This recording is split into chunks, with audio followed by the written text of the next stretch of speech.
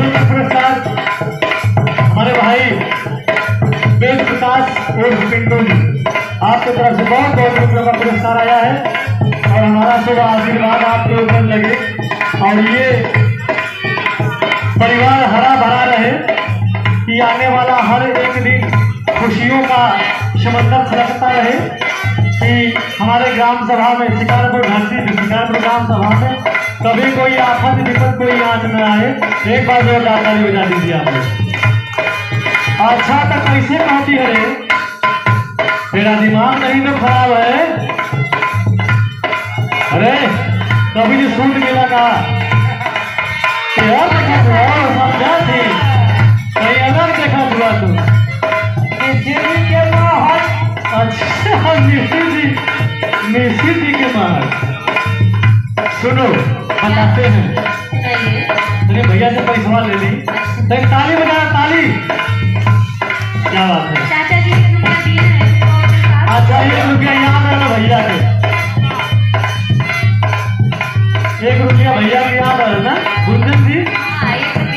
101 रुपया हमारे बड़े भैया आदरणीय हनुमान भैया जी की तरफ से बहुत बहुत 101 रुपये का पुरस्कार आया है। नाम बार बार नमन बंधन है।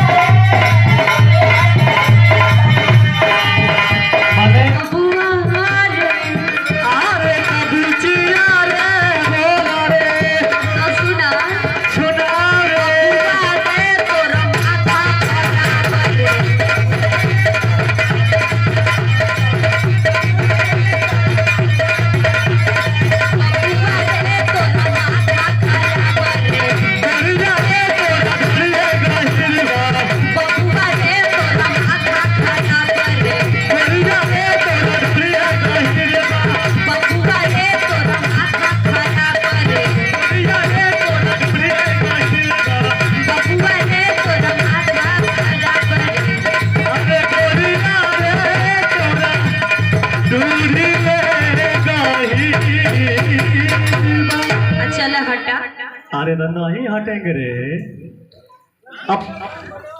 अब इसके बाद रिमिक्स डीजे वाला लग जाए, सबका माइंड फ्रेश हो जाए। हाँ बीच बीच में होत रही और रिमिक्स भी।